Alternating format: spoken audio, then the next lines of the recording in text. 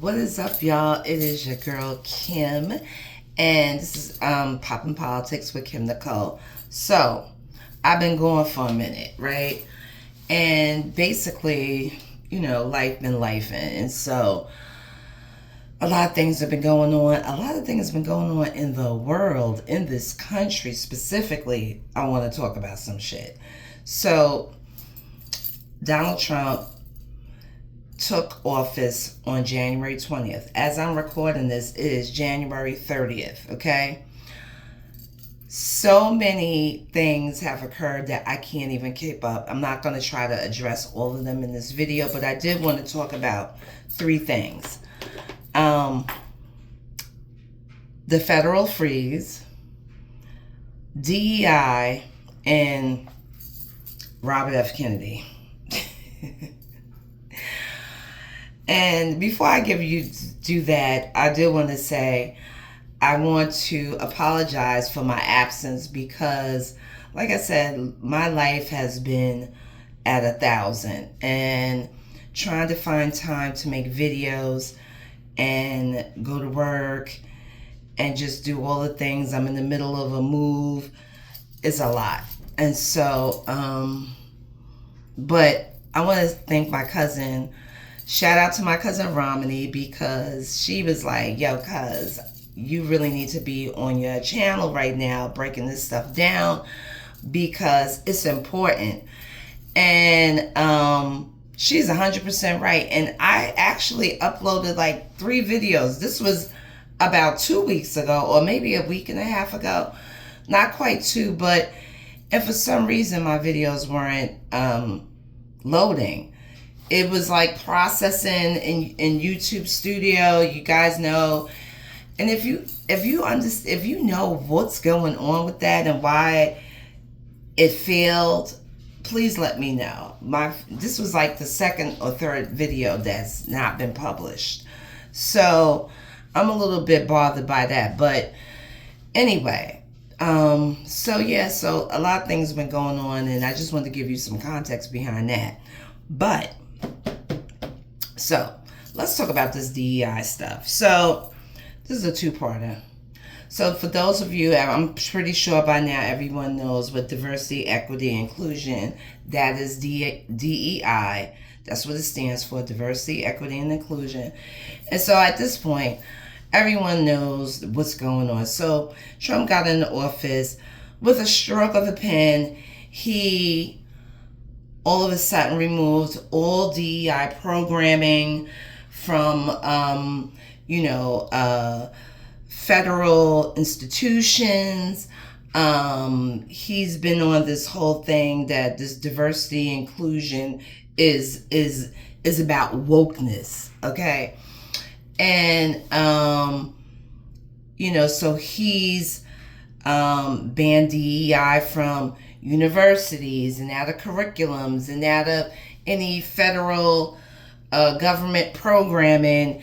That is no longer the case. And so all positions and roles as a DEI officers are no longer there. They have been vacated by his executive order. And so now what you have is a lot of people, rightfully so, are up in arms about it. And,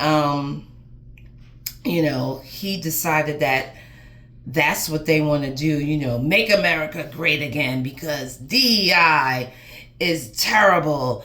And, DEI is not something that, and let's just be real, folks. When he's talking about DEI, he's really using code for black people because that's what he thinks that, these are DEI hires. They don't have any merit or anything, that these people just came in because they're part of the diversity, equity, and inclusion category. And so they were not qualified to be in those positions. So let's unpack some stuff here. First of all, who are the people who benefit the most from DEI? So if you know, like I know, since this whole DEI evolved into what it is, what we know it as today, most people who are in those roles or positions for diversity, equity, inclusion officers, the majority of them are not Black people. Most of the people who are leading in those roles as officers are white women. And DEI is not about just Black people. Yeah, Black people benefit from it, but let me tell you who benefits before all Black people: white women, y'all know what I'm talking about, the alphabet, right? LGBTQIA. I got it. They benefit. People with disabilities benefit. People who are of Hispanic descent, Asian descent, veterans, all type of people, people of color, white people, white men that's, like I said, that are veterans, they're able to be included in diversity, equity, and inclusion. So diversity, equity, and inclusion is not for Black people only. But because they're so smart, but they're stupid as you know what, they are going around talking about DEI hire, DEI, and the DEI hires are the white women and the others. 2% of those jobs in that field go to everyone else. Well, I'm sorry, not 2% go to everyone else. 2% are held by Black people. Okay? Hear me. And so I always thought it was quite interesting that when they had all these DEI curriculums and programs and who's teaching them, a lot of the times, most of the time, it's white women. And I said, that's interesting, because you're going to have people who are the oppressor also being the savior at the same damn time. And I mean, so they're going to tell you how DEI policies can affect and how they can benefit you. And they're going to tell you, but yet they're and not saying those people who are in those positions actually created the problem, but historically, white people created these systems of oppression, and now white people are going to be also the same ones who are going to tell you how you can get to diversity, equity, and inclusion. Interesting. So, and don't even get me started. Listen, this is not nothing against one person. These are just facts. And so, there are white women are the leads in this whole, they are the leaders in this diversity, equity, inclusion roles. So it's almost laughable to hear that their DEI hire, they didn't do their homework. They didn't do their research, because common sense, everybody knows that it's not Black people in those positions. Yeah, they're in positions, and yeah, there are people in power, but the most people that are benefiting from those positions are not Black people. Know that. The second thing is,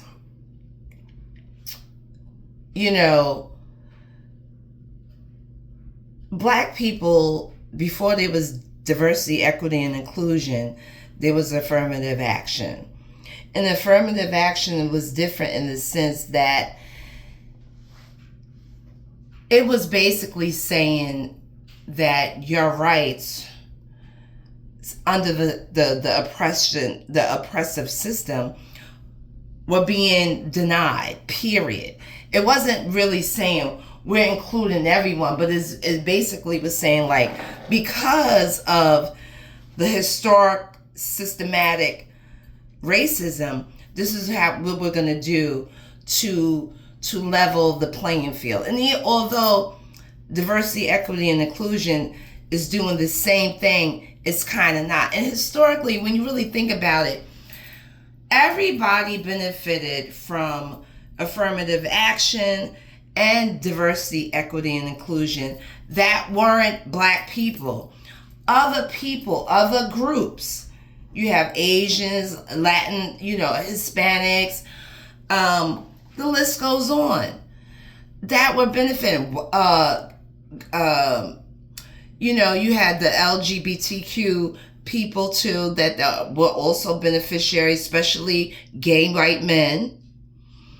And white women, once again, who also benefited from affirmative action and DEI.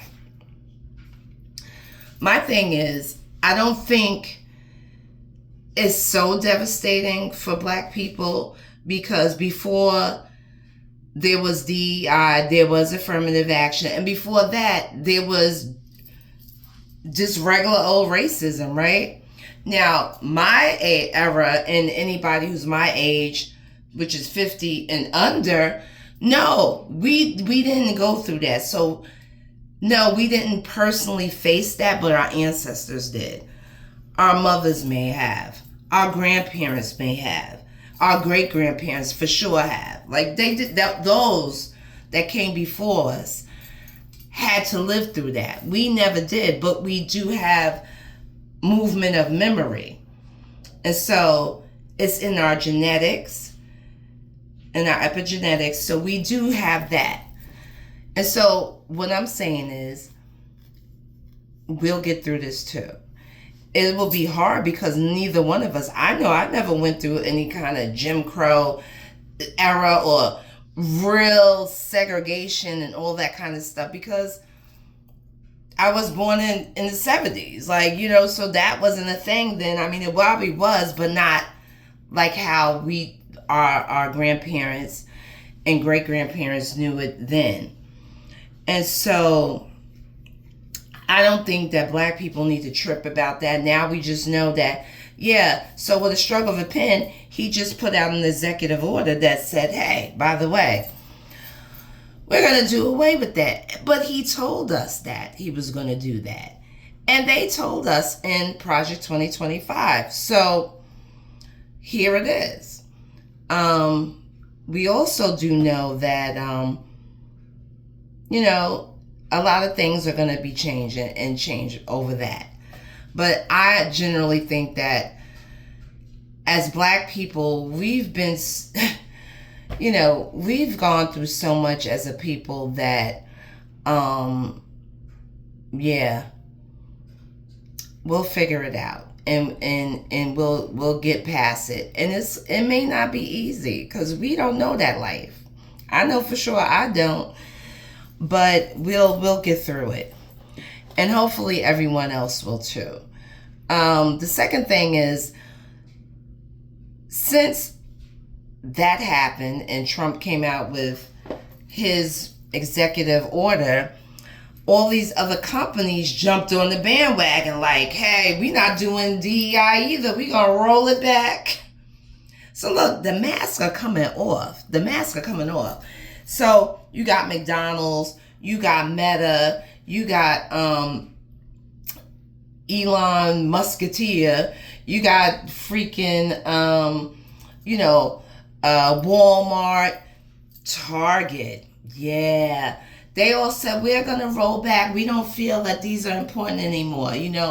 We want to, now they put out some kind of bullshit ass statement saying, basically, we've been playing in y'all motherfucking face for minutes. Excuse me, I don't know if I could say that, but excuse the cursing. But they've been playing in your face, pretending that they were all about diversity, equity, and inclusion. And so a lot of people and a lot of Black people are like, yeah, we're not going to do that. Let's divest for what I'm hearing now is Black History Month for the month of February. So Tabitha Brown actually got on because she does business and she's in partnership with Target, Walmart, and Amazon. And by the way, Amazon's also one of the companies that are no longer going to offer diversity, equity, and inclusion into their business framework, and so many more, universities and colleges. The list goes on. So Tabitha is getting a lot of backlash because she's been talking about the potential for a strike. There's going to be this whole don't buy, shop at Target for the month of February. I personally think that is not effective, and here's why. I think that just doing it for the month of February is not going to be meaningful. You need to do it for 3 months at minimum to a year to really have an impact. If you do it for the month of February, it's just like, oh, they just playing in their face, they silly. They're not really losing. They'll lose some money, but it's not going to hit them. But if you do something consistent, like Dr. King did with the bus boycott, that's when things get a little bit more interesting, right? So now she jumped on, and she, like I said, she has business with Target and Walmart and Amazon. And so she was sharing, like, how much work that Black brands put into, developing these business partnerships with these companies, and that basically that, they're gonna ones who's gonna feel the brunt of that strike, that boycott. And so I understand where she's coming from, but I also understand why she's getting a lot of backlash. And two things can exist at the same time. And one is that, as a business owner, she's contracted to a certain terms and conditions. And so she was saying in her video, like, where's she gonna put all this product? She can't just take out, 100,000, I'm just making up a number, but let's say, 100,000 units of product and put it in her garage or something. And I think people get that and understand that. But I think also where she missed the opportunity is, like, we understand that you are worried about your pocket. And I think people are upset with her because it's like, it's bigger than your pocket. And we understand, but also at the same time, they're like, how are you okay with doing business with a company who just told you that they don't value you or your people as they don't see any value? Now, the other thing is, well, they also are saying they also could still take your ass off the shelf. Just because. She made the argument that, if people boycott Target or any of the companies that she has her business in, well, then she's like, what happens is they're saying, well, your stuff is not selling. They could still take you off the shelf. Now, I don't know what the terms and agreements are in her contract, but they can still take her off. I mean, it's that simple. Look how quick they just decided that they weren't going to do, any more diversity, equity, inclusion programs. So it's very interesting. I hear what she's saying as a business owner and a brand. I mean, you do put in your heart, soul, and put in a lot of work to make this happen. But at the same time, they're telling you that they don't value you or the people that you come from. So I think, and I think a little bit that she came across a little bit tone deaf. And then I was listening to Roland Martin, and I love Roland, and I follow him as well. And I support Tabitha with her products. I bought something from her. I mean, I'm not loving every single thing, but I like her, and I want to support. So I bought stuff that I like, that I like, and I purchased it from her. from Target. And I try to support all the black brands all the time. So I'm a black brand girly, but I do think that, there maybe we need to have like a family meeting, meaning a black people family meeting, okay? And discuss how we're going to navigate through the next 4 years or more with what has now been put in front of us. We need a family meeting for sure, ASAP. So, but this video is 20 minutes already, so I'm going to wrap it up with DEI and talk about the federal freeze and RFK in another video. But at the end of the day, like I was saying, I mentioned Roland Martin. Roland Martin came across very condescending, very speaking, just coming out, y'all don't know about, how business run, and y'all need to, Roland, nobody needs that. That's not what people are trying to hear.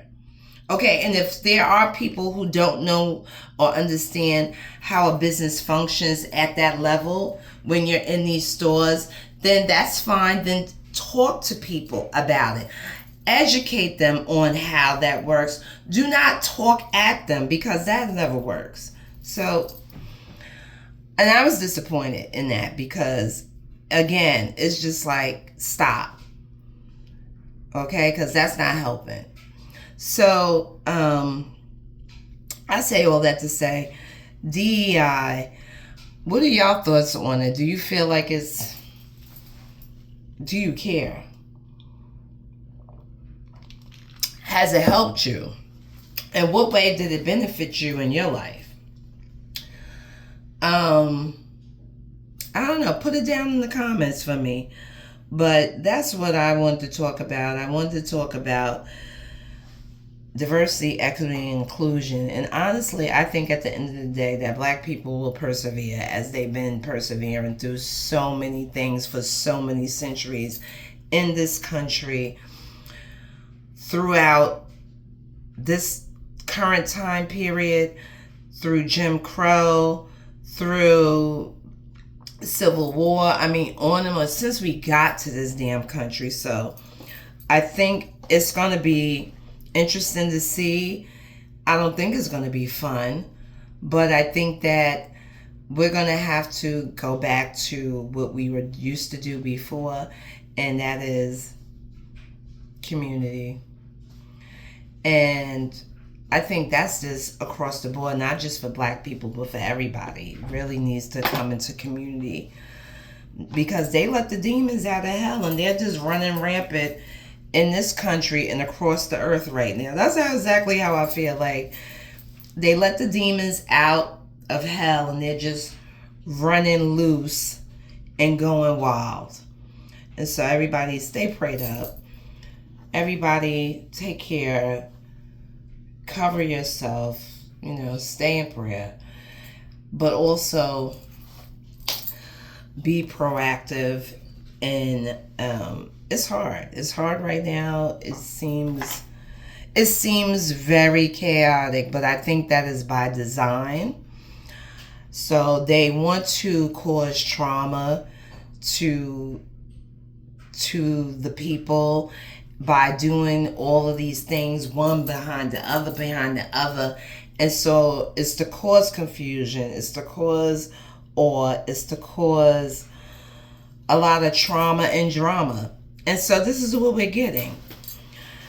The other thing is that we have the power. And if everybody comes together,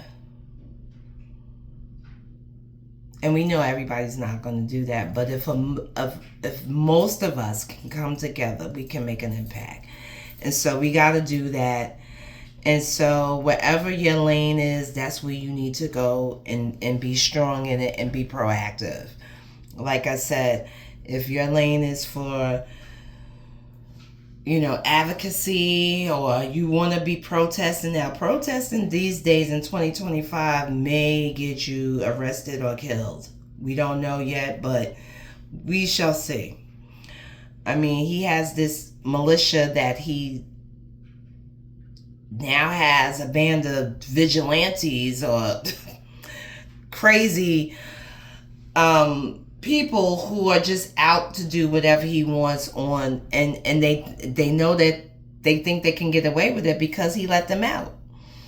And you already seen that one of them January 6th people who were pardoned was talking shit and trying to give a police officer the business, and he wound up getting shot. He tried to come at the police officer, and the police officer wound up shooting him. So I'm not sure if he died or whatever, but listen. And so just imagine. Just imagine. Yeah. I need to do this here. But yeah, so again, this is a long video, but I just thought I'd come up on here and let's see if YouTube is going to publish my damn video and not fail it. So if y'all know also why that's happening, please put that in the comment and let me know, because your girl needs some help.